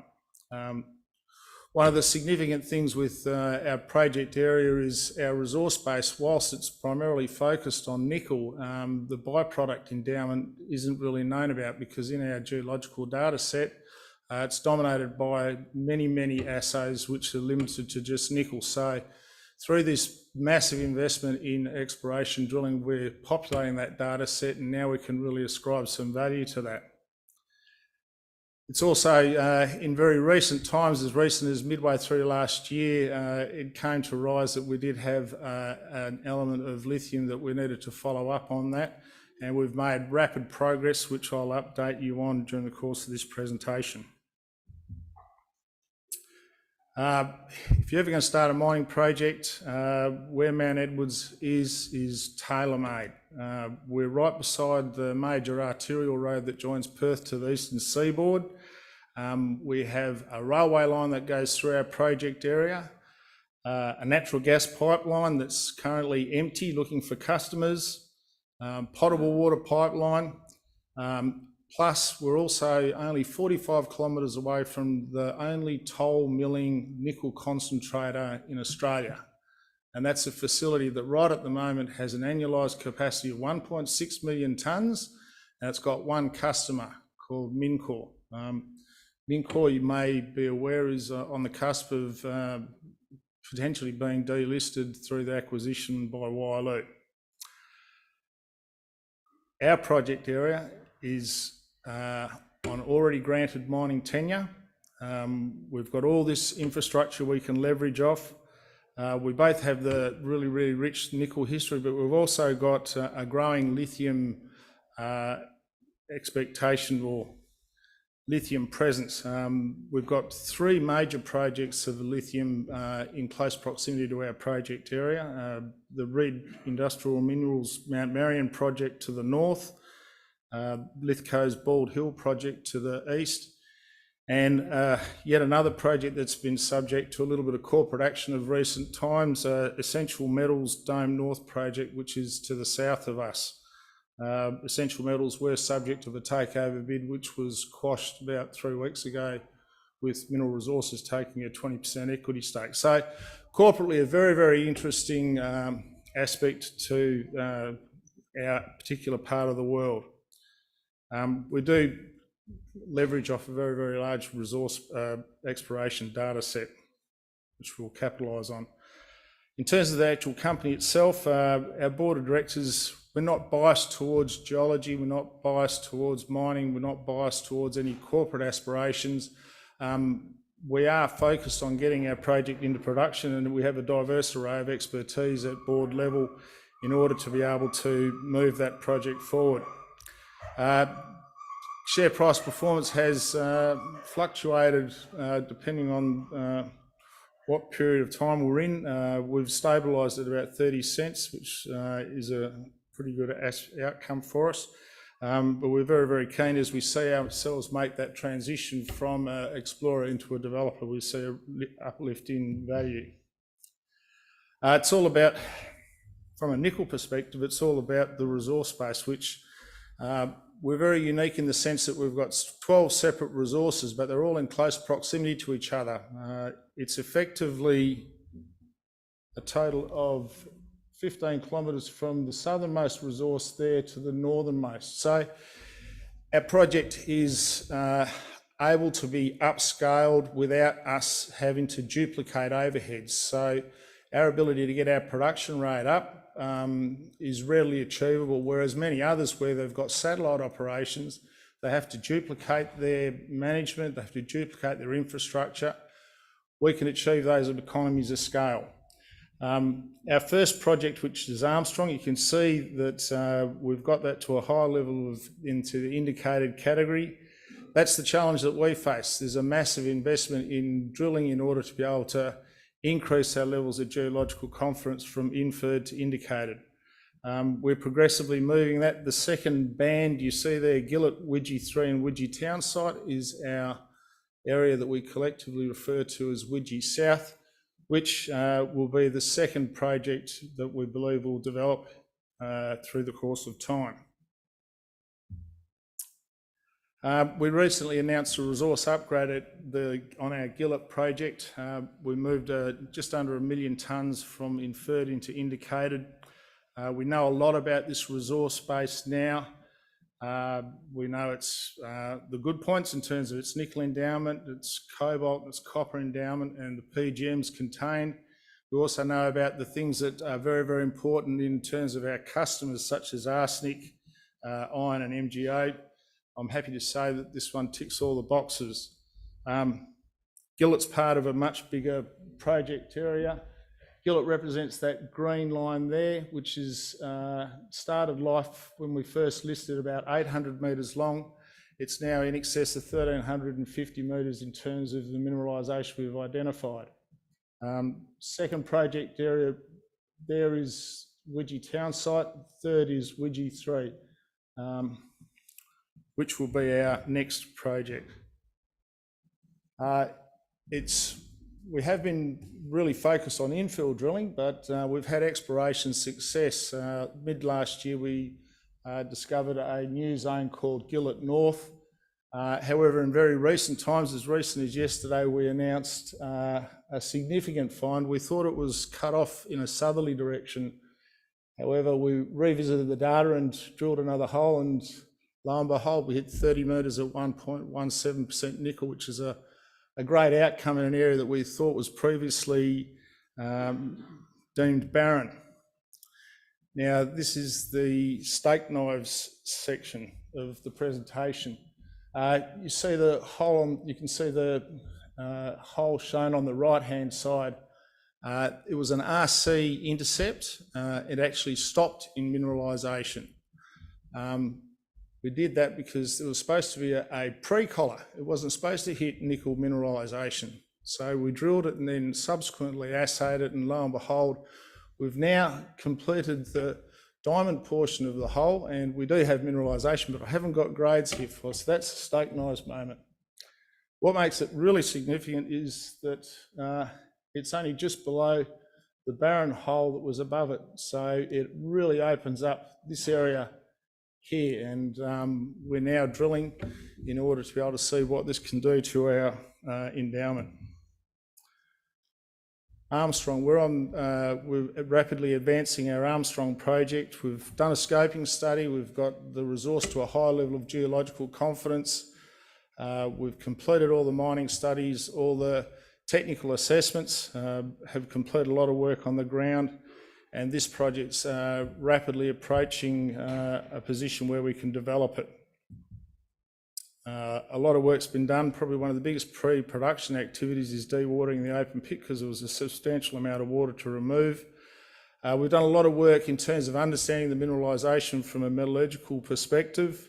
Environmental permitting is well advanced, with key approvals or key applications about to be lodged. All the aspects. The one bit that's missing in the jigsaw puzzle is securing an offtake agreement with BHP Billiton, which remains work in progress. Now, a little bit about the lithium. We made our first announcement on lithium in October of last year, which represented some rock chip samples, which provided great promise, and we've seized that opportunity because with the outcrop that we saw on surface, we saw the opportunity here for a DSO opportunity. So since that point in time, we've rapidly advanced this project, find the mineralisation of very close spaced drilling. Fortunately, the geometry is very, very favourable to cheap mining, dipping very, very shallowly to the west. Nice substantial 10 to 15 metre wide pegmatite unit with consistent grades. We've advanced the project significantly since this initial reconnaissance drilling. We've announced a maiden resource, which was done just over 2 months ago. We've now wrapped a mining shape around this, and as recent as Friday, we lodged a mining proposal with the regulatory body in Western Australia, which I'm confident will see us be able to start mining early next financial year. That's only 2 months away. Albeit the grade of the overall resource is relatively low in comparison to many of our peers, there's many other positive attributes to this project.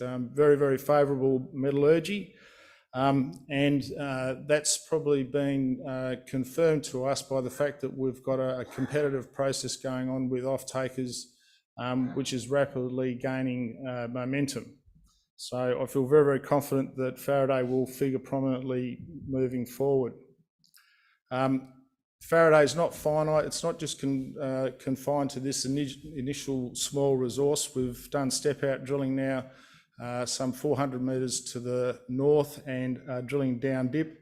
All of these holes have pegmatite in them, but we're awaiting assays. So indeed, we've looked at Faraday from a very much a short-term enabling step, but there is a bigger story at play. The company's very much singularly focused. It was nickel to start off with, now it's nickel lithium. We will, through the course of 2023, definitely have a new underground mine mining nickel ready to go.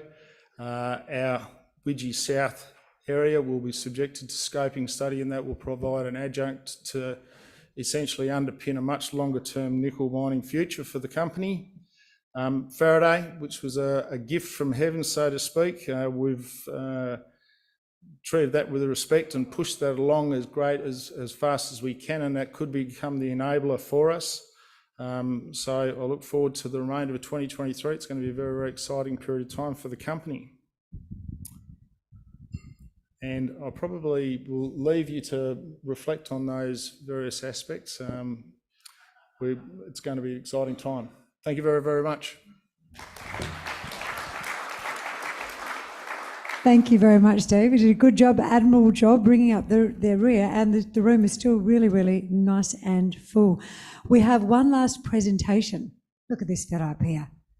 Up he comes. I asked AI last night. We were having a bit of fun as we sat around the dinner table, and most of you know that I like to cyberstalk the people that come up onto stage and learn a little bit more about them, rather than just the fact of where they went to school, uni, and the projects that they've been involved in, because I want you to have some sort of a buy-in with them and some sort of, because as we said, that's the real benefit of this conference, is that you get to go out and you get to make those connections, investors to explorers.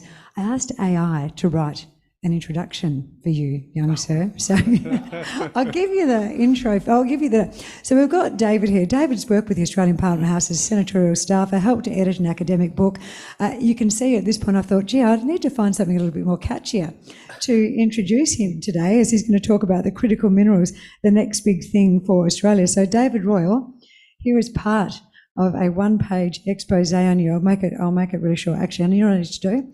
I need to go back and get my glasses, because at this point of the day, after spending 10 hours watching this, it's a bit hard.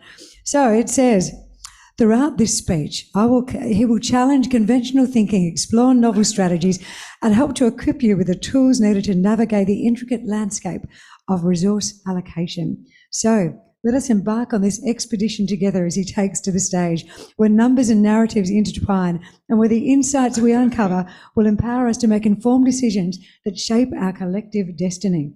You feeling it yet? Wow. It keeps going, wait on. Join him as he unravels the untold story of critical resource management, a story that holds the power to transform industries, communities, and the very fabric of your future. Thank you, and let the exploration begin. How's that? Wow, I mean, what an introduction. Thank you for that.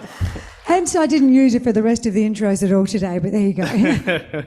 No, thank you for that. That was a very warm and welcoming introduction.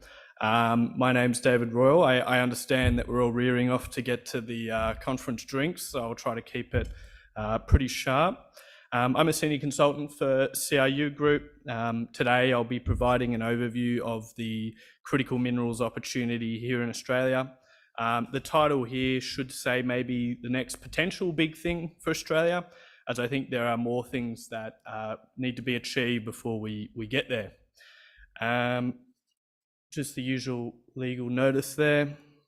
A bit of background to the company I work for, CRU. We're a provider of market intelligence and analysis on the global metals, mining and fertiliser industries. The company was founded over 50 years ago, and we have a global reach with offices in key supplier regions such as Australia, but also in key financing and consumer regions such as UK, US, China, Singapore and other offices as well. We offer a range of services to our clients, including lenders market reports, market analysis and price coverage. We cover a wide range of commodities, which you can see there on the right as part of our regular coverage, but we also cover a number of other commodities on an ad hoc basis. So getting underway, what is a critical mineral? I've coloured some of the metals and minerals here according to the list of critical minerals from Geoscience Australia.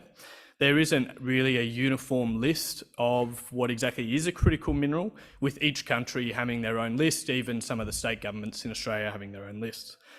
Critical minerals is a relatively new phenomena and are essentially elements which are critical for the functioning of our modern technologies and economies.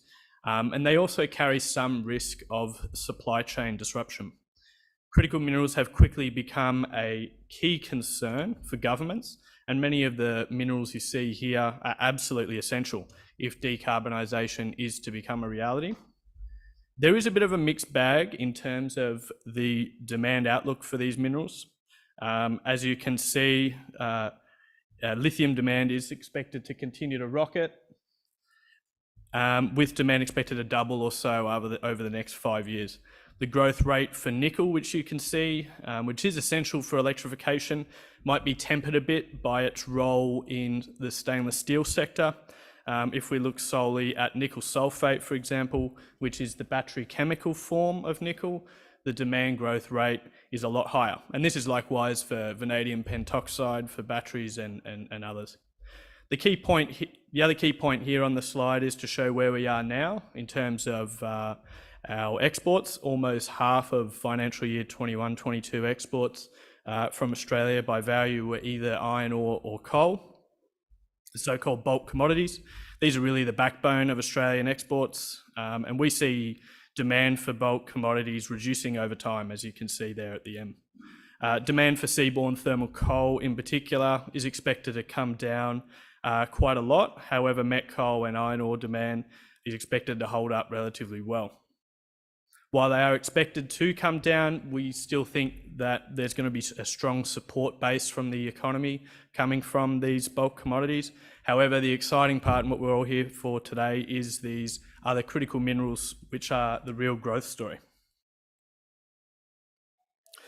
So why has demand taken off in recent times? Well, in short, it's decarbonisation and geopolitics. This is a map of countries that have implemented emissions trading schemes or carbon tax regimes. If you looked at this only a couple of years ago, the map would not be anywhere near as coloured in as it is now.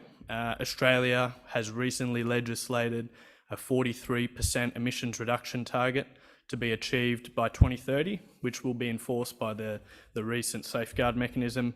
And this is clearly going to require a whole lot more green metals in order to become a reality, which is what we're all interested in. So how are governments proposing to achieve this? Well, there is the large geopolitical incentive, as I've mentioned. Geopolitics has become inextricably linked to the critical minerals sector, driven by tensions between the West and with China or with Russia.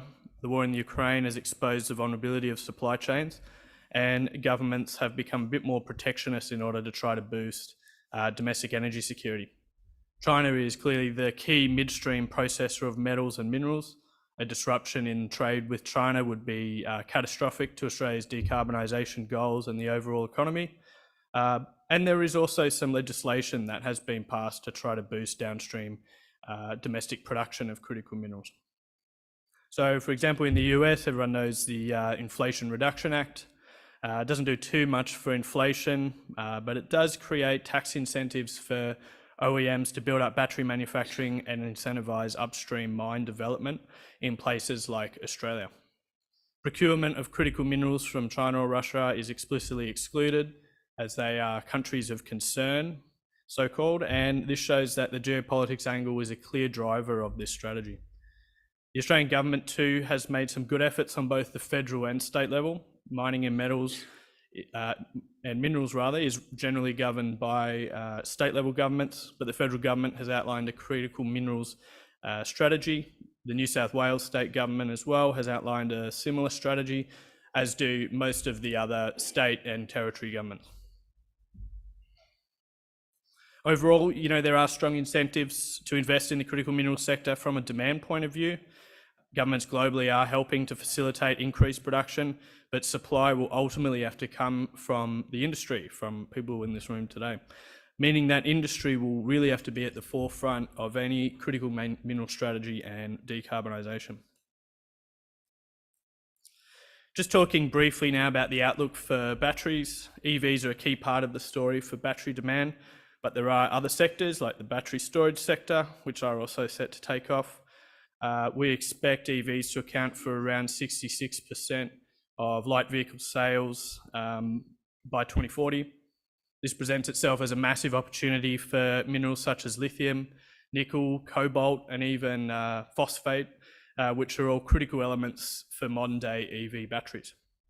We expect total battery demand to continue increasing at a rapid pace, reaching around 3.8 gigawatt hours of total demand by 2040, with most of this coming from the EV sector. The energy storage sector is also set to grow at a rapid pace of around 15% and continue to do so past this forecasted period, as it will become a central part of the economy once we shut down fossil fuel baseload power. Focusing now a bit more on Australia, as I discussed, there is the legislative framework to push reliance on green technologies and renewables. You can see on the chart there on the left that there is a high degree of concentration of midstream battery material production in China. This dominance is expected to come down a little bit over the next 5 years, but they're still going to remain a key supplier of green metals. A lot of the diversification is not really possible without Australia. While China is the key midstream processor of the materials, Australia holds a major proportion of global reserves for critical minerals, as we can see. For some minerals, once again, going to pick on lithium, Australia holds a key position in the industry already, being the largest upstream supplier in the world. Once upon a time, everyone thought that the extraction of lithium from pegmatites was going to be uncompetitive in comparison to extraction of lithium from brines in South America. However, that's since been proven wrong, and the industry has become very strong here. Australian spodumene is now the largest important source of supply to the battery industry, and the South Americans have been falling behind a bit. It'll be interesting to see what will happen with the recent legislation passed there. Lithium industry overall, and a lot of these critical minerals are a big success story for the Australian mining industry, and they will continue to play a big role globally. I'm not going to go into each of these minerals individually, but they all have their own stories and role to play moving forward, which we've all heard about today, and I'm sure you all know very well. So why would anyone want to invest in Australia? Well, according to the Fraser Institute, Australia, and Western Australia in particular, are the most attractive mining jurisdictions in the world. While WA is a real leader, both in Australia and globally, the other states aren't too far behind and have been making a good push to support the industry. Other global competitors with Australia, such as Indonesia, South Africa, China, etc., are less attractive from an investment perspective. Nationalisation of industries, strict regulation all carry some sovereign risk, despite these countries often being very attractive from a cost or a resource perspective. The chart on the bottom there is from the WA government. So they define critical minerals here as lithium, nickel, cobalt, manganese, copper, and rare earths. This is only for WA, and you can see the growth there in 2022. Total sales reached just over 25 billion Australian dollars, just a massive growth rate you can see there in the industry. Putting the sales into perspective, you can still see that sales are a bit lower than iron ore, but this year was pretty good for iron ore. High prices and production was pretty good. But we think iron ore is going to continue again to play a very important role in the economy moving forward. But the hope is to really grow that column there on the left to be even bigger, providing jobs and economic growth to the country. So just a final slide here for me. I think key to achieving that growth in the critical minerals sector is moving downstream. Higher levels of value add can be achieved through developing downstream capabilities. Australia is typically focused on the dig it and ship it side of the industry, and Australian manufacturing has been offshore due to high energy costs and competition from overseas, and those energy costs in particular will be a problem moving forward that need to be solved.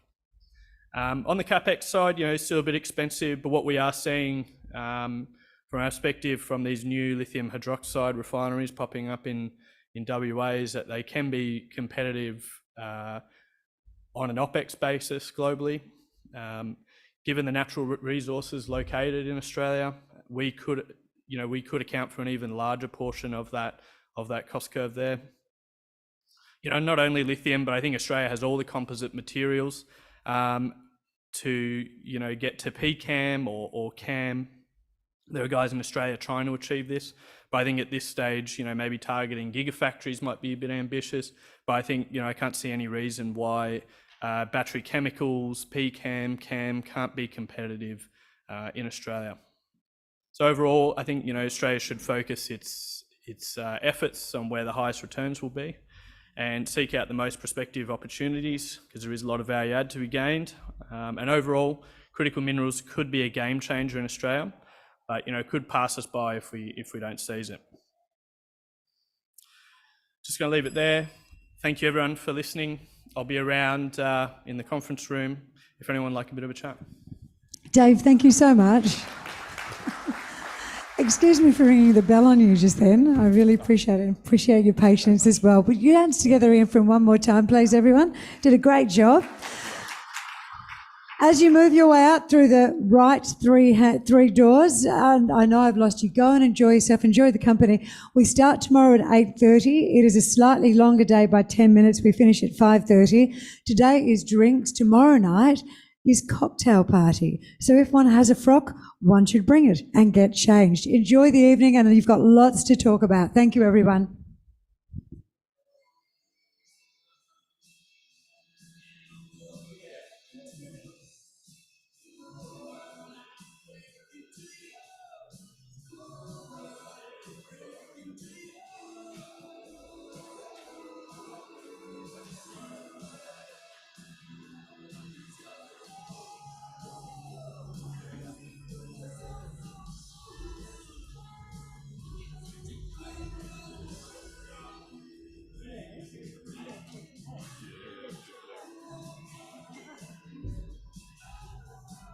All right, Boyd.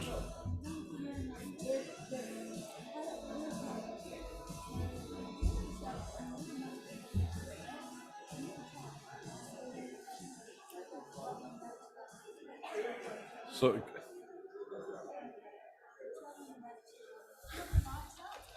no, we're good. We're good. I'm better in the dark.